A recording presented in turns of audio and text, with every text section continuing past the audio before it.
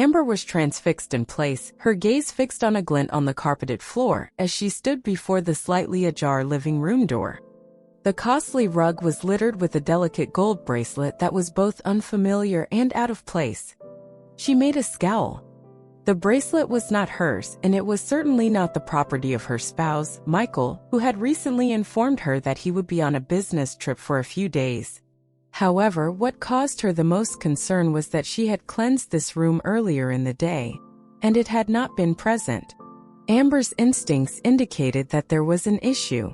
Michael's absence resulted in an oppressive silence that enveloped her like a weighty blanket, rendering the house perpetually silent. However, she now felt as though an invisible presence, something or someone, was invading the stillness, hovering just beyond her awareness. "Is anyone present?" She raised her voice piercing the silence in an attempt to alleviate the oppressive silence. There was no response. The time was extended to an unbearable extent by the distant and monotonous rhythmic ticking of the wall clock. Amber bent down and grasped the bracelet, her fingertips brushing against the cool metal. She experienced a sudden shiver down her spine. Suddenly she heard it. A faint murmur. It was emanating from the hallway behind her, not the living room. Steps. Soft yet deliberate, as if an individual was attempting to conceal their movements. Her breath caught in her throat as her heart pounded against her rib cage. A person was present in the residence. However, how? Following Michael's departure, she secured all entrances. Amber's eyes darted to the hallway, but it was devoid of any activity. She whirled around. A frigid draft penetrated through a partially open window, causing the curtains to choreograph a leisurely dance. She attempted to persuade herself that the isolation of the home was a mere illusion.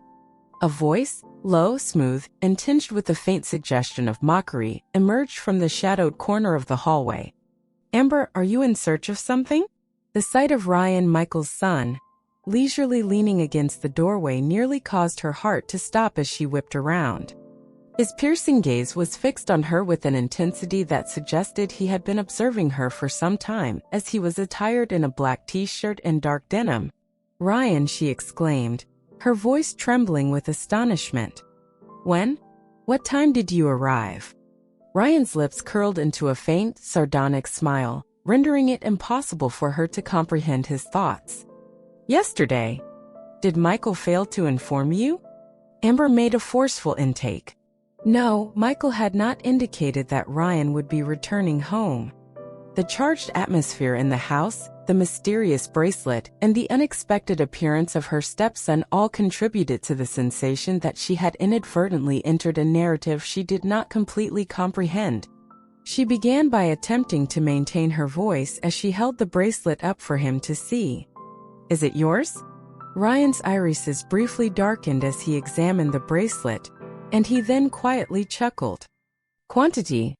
However, it appears that you have discovered something intriguing, have you not?" The cold, enigmatic expression in Ryan's eyes left Amber speechless, and she longed to press him further to unravel the threads of whatever was transpiring. At that instant, she understood an undeniable truth. The house that had once been her refuge no longer felt secure. As Amber returned to her chamber, she tightened her grip on the bracelet.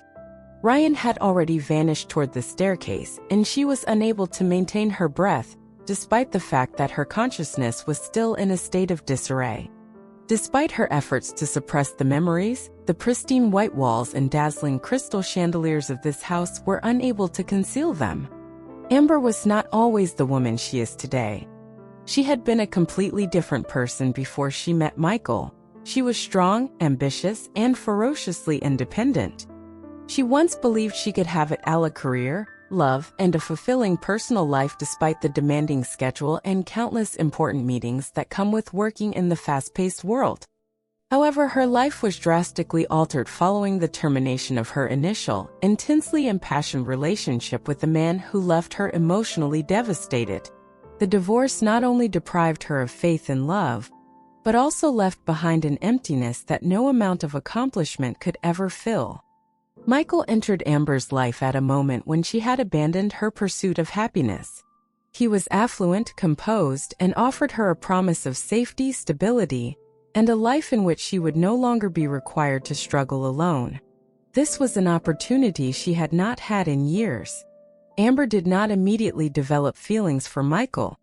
However, his presence provided a sense of security, akin to entering a comfortable space where nothing could possibly go awry.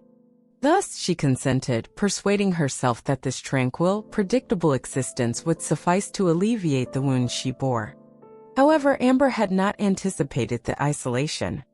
Michael had never been a man who prioritized his family, despite his apparent perfection.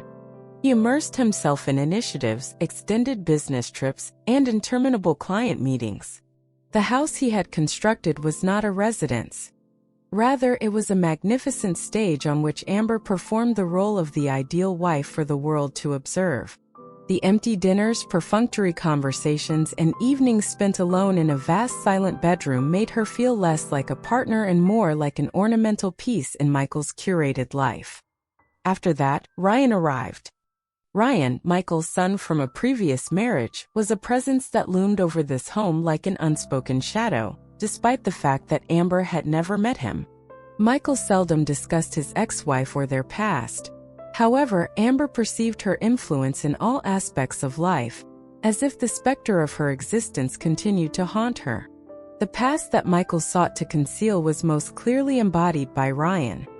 His perspective on the world was characterized by skepticism and detachment, as a result of his upbringing and amidst instability and arguments.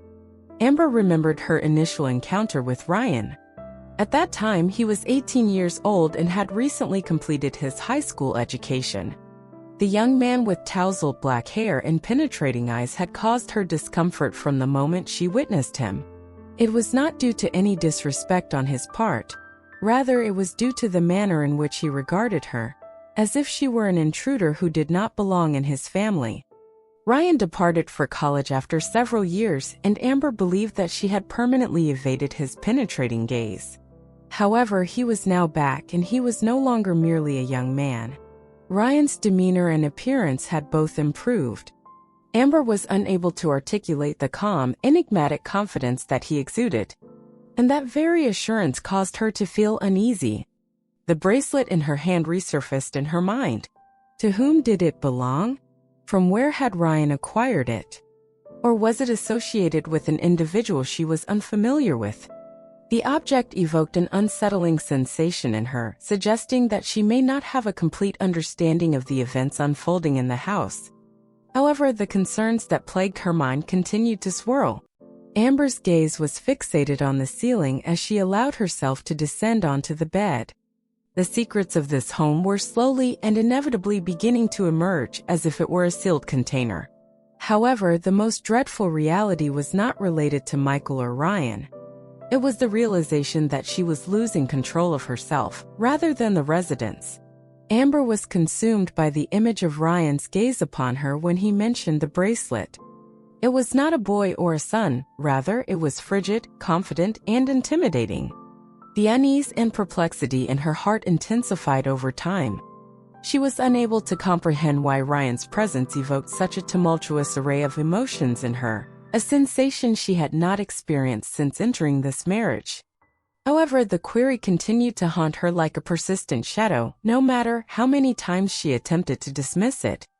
The home fell into silence once more that evening.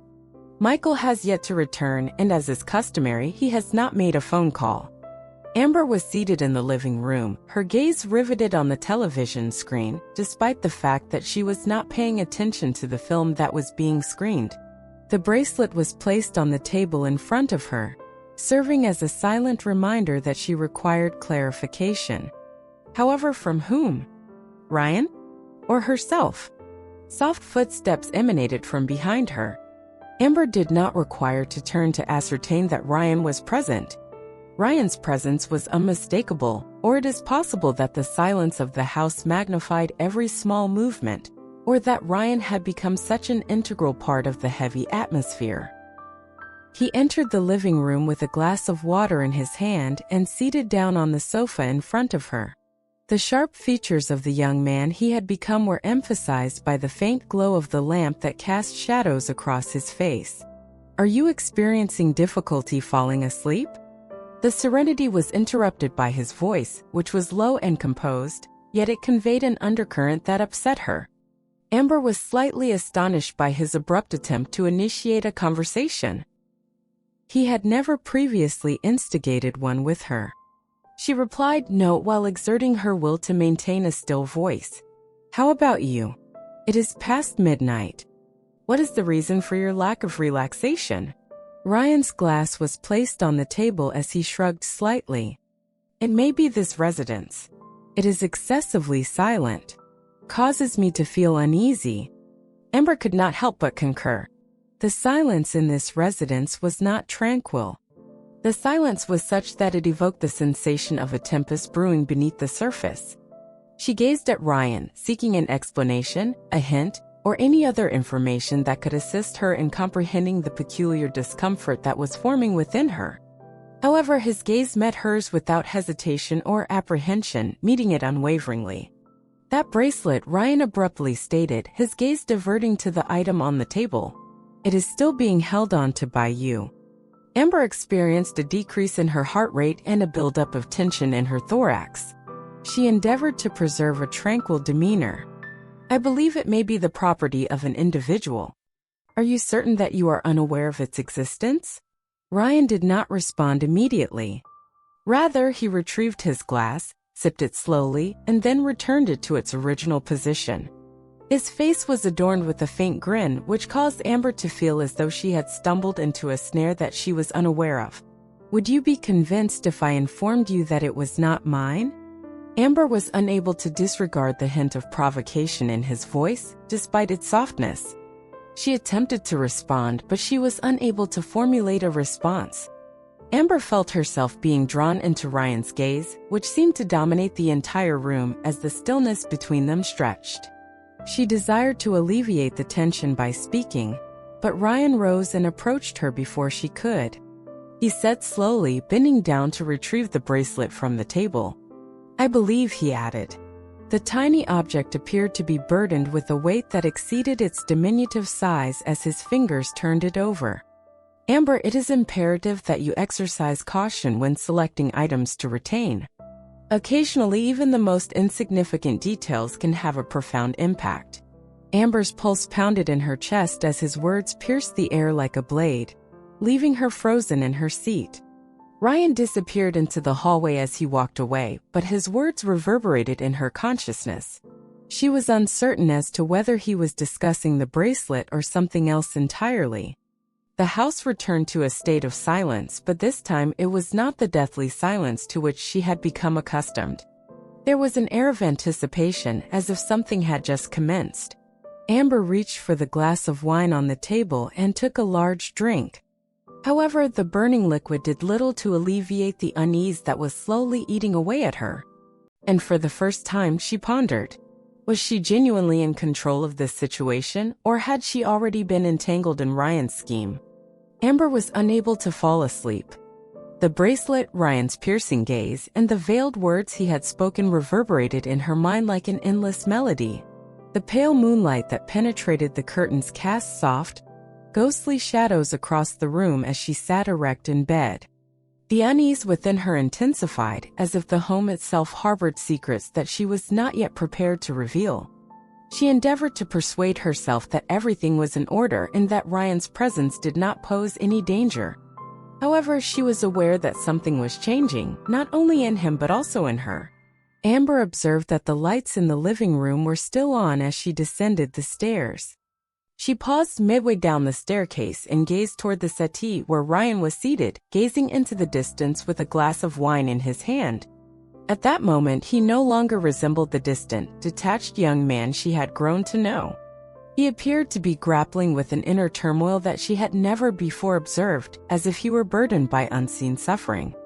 Amber experienced a peculiar sensation that intensified with each passing second, an emotion that should not exist but was inescapable, despite her efforts to resist. "Additionally, were you unable to fall asleep?" she inquired quietly. her voice breaking the silence of the night. Ryan's gaze swept over her as if he were assessing her presence and calculating her thoughts, and he turned his head to look at her. "How about you?" He responded with a deliberate and subdued tone, which was slightly tinged with a challenge. "What is causing you to remain awake?" Amber proceeded to descend further, gradually approaching the sofa while maintaining a controlled distance between them. She attempted to convey a casual demeanor, but her tone revealed the tension that was building within her. "Perhaps it's the silence," she said. "This residence consistently induces an emotional response in me. Alone." Ryan's dry guffaw was a sound that was layered with meaning that she was unable to fully comprehend. "Isolated? There is no justification for your feelings of isolation. You possess everything: status, wealth, and an ideal spouse. An existence similar to yours would be the envy of all." Amber frowned, perceiving the bite in his words as well as the disquieting truth. "Are you truly convinced that everything is flawless?" she inquired, her gaze fixed on him. "Ryan, you are ignorant. This existence, it is not as you assume." Ryan rose from his seat and placed his glass on the table before proceeding toward her. His eyes darkened as if he were searching her essence for answers, and his expression became more serious. "Afterward, Amber, please inform me. What is the source of your distress? Is it Michael? Alternatively, is it you?" His inquiries cut through her like a blade, revealing the thoughts and emotions she had made a concerted effort to conceal. Ryan was not allowing her to off the hook so easily, and she turned her face away, loath to respond. The distance between them shrank to mere centimeters as he approached. "Have you ever contemplated this?" he persisted, his voice ebbing to a murmur that caused her to tremble. "What is it that you are truly seeking?" Amber declined to respond. She was incapable of doing so. The air between them was dense and suffocating, as if the world outside had vanished, leaving only the two of them trapped in a web of emotions that neither could deny. As she gazed upward, her eyes met his, which were intense, penetrating, and perilous. Her pulse was pounding, and she breathed fast and shallow. Ryan's face was mere inches from hers as he slightly leaned in. "Are you aware of the situation?" he murmured, his voice a chilling breath against her ear. "We are both aware." Amber attempted to retreat, but her foot collided with the coffee table's edge, causing her to stop. "Ryan," she murmured, her voice shaking. "We are unable to." He interrupted, his irises ablaze with the phrase, "can't. Alternatively, you may not wish to." His statement shook her like a thunderclap, rendering her unable to breathe. Amber's sensation was akin to that of standing at the precipice of a cliff, a single miscalculation from a fall that would completely demolish everything. But rather than dread, she experienced an inexplicable rush, a forbidden thrill that she had not permitted herself to experience in years, if ever. Ryan then reached out and gently but firmly grasped her face before she could stop herself. The warmth of his hand permeated her body, eroding every ounce of sanity and moderation. The instant their lips met in a kiss, fierce, raw, and charged with the intensity of emotions they had both suppressed for far too long, Amber was unaware of who had moved first. The environment surrounding them dissipated. Ryan's breath, his proximity, and the way he seemed to reawaken a part of her that she had not realized was absent were all Amber could sense. However, as the contact concluded and their lips parted, they were both aware that there was no turning back. A line had been crossed that could never be undone. Amber stepped back, her hand covering her mouth as if to conceal the evidence of the recent event. She murmured, "We should not have done that." But her voice lacked the conviction she had hoped for. Ryan did not respond. He maintained an unwavering gaze upon her, silently conveying that this was not yet concluded. Amber turned and walked away, but she could still feel his gaze on her, sending shivers down her spine. In that instant, she was aware that the house would never be the same again. Amber hastened from the living room, her chest heaving with the sensation of impending explosion. She was afraid to look back and to meet Ryan's gaze once more. She was carried to the bedroom by her legs. and the heavy wooden door closed behind her with a resolute clack. Her flushed face was concealed by her unsteady hands as she leaned against it. The taste of their forbidden kiss remained unshakable, and the sensation of his lips still persisted on hers. The realization that she had crossed a line was akin to taking a free fall into an abyss. She approached the mirror and gazed at the woman who was reflected in it. The Amber that she had previously known was no longer present in that woman. Her eyes were obscured by panic and remorse, which were demanding to be recognized. However, something minor but undeniable was concealed within those emotions. She refused to acknowledge the sensation of exhilaration, which flashed across her mind. Amber attempted to alleviate the torrent of ideas that were raging through her consciousness by shaking her head. However, her efforts were ultimately unsuccessful. Ryan had become ingrained in her mind, and she was unable to relinquish the memory, despite her efforts to do so. Amber emerged from her slumber the following morning in a state of confusion. She peered out the window as the bright morning sun filtered through the curtains, causing her to squint. The world outside appeared to be unaltered, as if nothing had occurred. However, the interior of this residence was an entirely different story. She could detect it immediately upon exiting her bedroom. Each footstep echoed ominously in the tense stillness, and the air appeared heavier. Ryan was already in the kitchen. He was observed sipping his coffee while wearing a basic t-shirt, his attention firmly fixated on his phone. However, upon Amber's arrival, he raised his head, and their gazes intersected. The two individuals did not exchange words. The moment seemed to linger as if time had been suspended, and it seemed even longer than it was. Amber quickly turned away, feigning to pour herself a glass of water to avoid facing him, as her cheeks burned. "How was your night's sleep?" Ryan's voice, which was both placid and measured, broke the silence, yet it also caused her to feel a chill. Amber's body stiffened, but she refrained from turning. She responded, "I did," while endeavoring to maintain a composed demeanor. "How about you?" Ryan did not respond immediately.